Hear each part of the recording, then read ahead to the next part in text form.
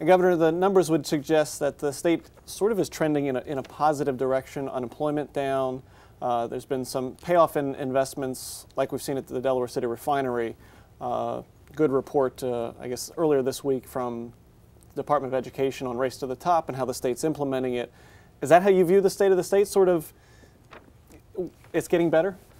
I think we're making a lot of progress, and we're making a lot of progress mainly because we work together very well. That's critically important, particularly at a time when Washington seems so dysfunctional. The fact that we can pull together, put our differences aside for the most part, and figure out what we have to do to make life better for the people of Delaware. That's what we have to keep doing. We did it last year, and I'm committed to doing it again this year too. One thing that didn't work quite so well, the Blue Water Wind Project, cord has been cut on that, and a lot of people say that was what needed to be done. So where, if you have any reaction on that, but where does alternative energy now stand in Delaware? Well, we've actually made really significant progress over the last few years on alternative energy. We passed a number of key pieces of legislation. We've seen some job growth. Certainly the Bloom Energy deal is an important one.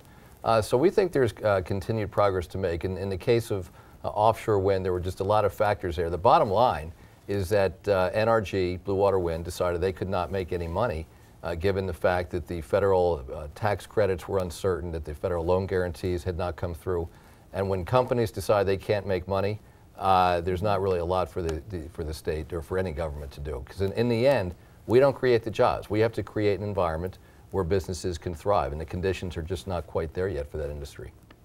Speaking of jobs and sort of green energy, Fisker still ramping up the GM plant. Have you been down there, seen what's going on there? What's sort of their state? I know they've had a couple of hiccups with some recalls recently. I've not been there in a little while. They did have the issue recently, as you say, with the battery. Fortunately, they got on top of it very quickly. That's one of the things that really defines a high-quality company these days, is when you have a problem, you get on top of it right away. They had one of the Fisker Karmas the other night at the State Chamber of Commerce dinner.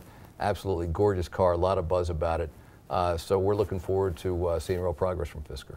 There was some talk about Fisker, the cars, and the Karma in particular, about the gas mileage wasn't as great as it was said. You know, then you have this recall.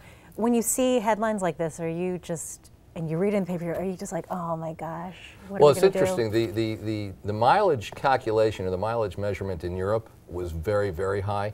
Part of the challenge is that this is, when you're talking about these electric vehicles, it's really a new calculation. Bottom line, at the end of the day, what it really comes down to is the market and will people buy these cars. I mean, this is a great car. It's gotten phenomenal reviews from a number of publications. But in the end, people have to buy it. And so we look forward to people getting out there, actually test driving it, seeing it, and hopefully buying it. And then so that they, once we get started with Delaware production, people buy that as well. The market will determine. Okay, well, I guess I'll go. Go for it. Thank you. So the new year brings the legislature. You know, we've got the state of the state. Any preview of your address, and are we better off than where we were last year? Well, I think we're certainly better off. But in the end, there are still too many people in Delaware who want to be working and who are not. So it will not be any surprise as I preview the state of the state to say that the focus will continue to be on putting people back to work, continuing to improve schools, and continuing to govern responsibly.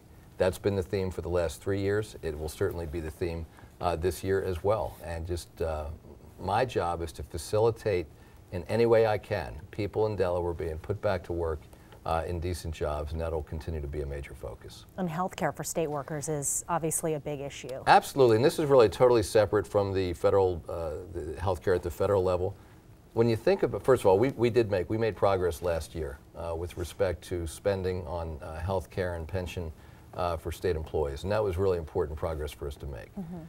But when you think about our state's budget, and in the context of a budget that's just a bit over $3 billion and $600 million of it on Medicaid alone, 200,000 people in Delaware qualifying for Medicaid, and a lot of other people, whether it's state employees, their families, retirees, who are also getting state health care through the state, that makes us a big purchaser. And we just have to make progress. I mean, the idea, there's some people who say, well, whatever will happen with health care will happen with health care, and you just have to say it's going to happen. We can't afford that. It's just too big a number, and it's rising too quickly. So one of the things that people should anticipate my talking about in the State of the State is, in fact, health care and the ongoing challenge and importance of us tackling the costs. It really is such a big portion of the population. When you think about it, 200,000 people in a state this size. It's enormous. It really is. And so it's a big number. It's growing rapidly. And the real challenge, and this is really how we dealt last year with the issue affecting how much we're spending for state employees, is that the spending that we're doing right now in healthcare and the increases that we're seeing are essentially squeezing out so many other kinds of investments that we'd like to make. And so that's really the challenge. And of course, this is not unique to Delaware. Pretty much every state in the country is dealing with it. Companies are dealing with it. We've got to tackle it. And I think it's going to be more than nibbling around the edges. Heading into an election year for you and for a lot of lawmakers in the General Assembly, do you see it sort of as a status quo year where maybe not as much will get done as maybe necessarily should be done just because of that? The last thing that any state ought to be doing right now is status quo. I mean, we have too much progress still to make because there are still too many people who want to be working and who are not. And anybody who thinks that we can just sort of sit back and rest on our laurels, very much mistaken. I mean, we have to continue to be aggressive and opportunistic. And what that means, again, is putting ourselves into the shoes of the folks who are going to create jobs and focus in on the things that really matter to them. And it's not that long a list. People want to be in communities and in states where there are very good schools and reasonable taxes and an excellent workforce and a great quality of life, really good institutions of higher education, and a really responsive government. And we have made some tremendous progress, not only with the first Race to the Top win, and we're fully into implementation mode now and making good progress, but more recently we won what was called the Race to the Top 2, or the Early Learning Challenge. We made a big investment in this spring, $22 million additional in early childhood education in Delaware. That was very significant, particularly at a time when states across the country were cutting early childhood.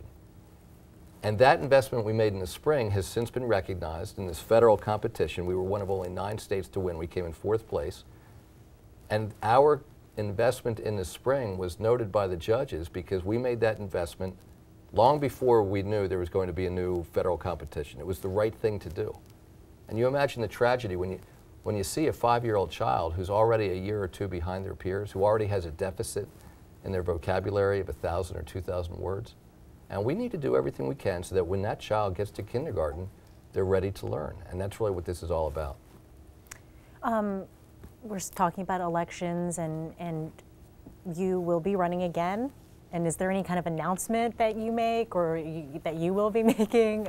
Well, I think formally? Yeah, I mean, in terms of the formal announcement, typically in Delaware, the way it's done for the statewide candidates is you make one in each county. 4 years ago, I actually visited all 57 towns in Delaware in 57 hours.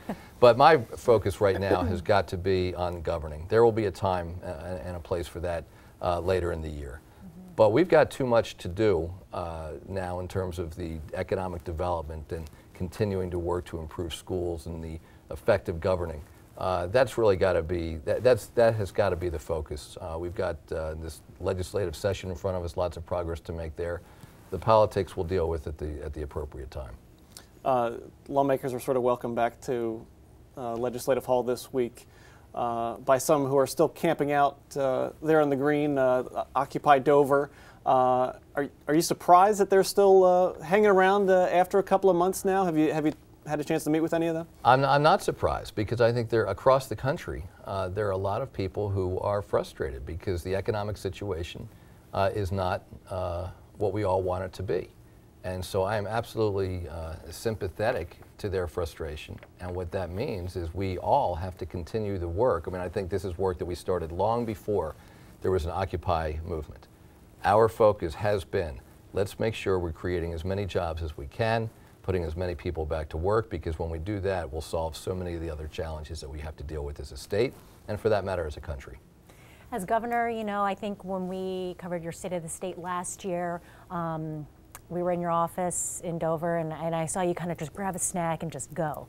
You know, you just were always on the run. And have you kind of found a rhythm now, and are you eating enough? my rhythm is to be always on the run. And that's, I mean, I love the, you know, I'm energized by other people. I'm energized by the work that we have to do, the important work that we have to do. I'm incredibly fortunate because I've got such a fantastic and wonderful and supportive family. Our daughter just went back this week back to college for her second semester. She's a freshman. So we're home now with Carla and our son Michael. And so I'm very fortunate to go home every night to a tremendous family, but I'm also fortunate when I wake up in the morning to go to a job that I love and a job that matters. And for me, I love doing this on a Delaware scale. Because what it means is when you're governor in some states, it's all about, you know, how can I get in front of this TV camera or that TV camera? And that's fine. But in Delaware, the best way to be effective is to get out and be with Delawareans and hear from them about what's on their mind. Ask them for their advice, as I do all the time. You know, Alan Levin and I visit businesses in Delaware all the time. And when we do, and we just this week, we visited a business of 4 people. We visited the same day a business of about 56 people. And whether it's 56 or 4 or 500 or 5,000, we go in, we learn about the business, and we ask one question, which is, what can we do to facilitate your success? Because when we can facilitate the success of the businesses in Delaware, it means that they're going to put more people to work. And that's really what it's all about. Do you ever allow yourself, we'll jump back into politics for a second, well, I ask about the Obama administration. Are you going to be sort of actively having a role in campaigning for him, maybe beyond Delaware's borders? I'll certainly do whatever they ask me to do. I'd certainly very much want to see a second term for the president, and for that matter, for our favorite son, Vice President Biden.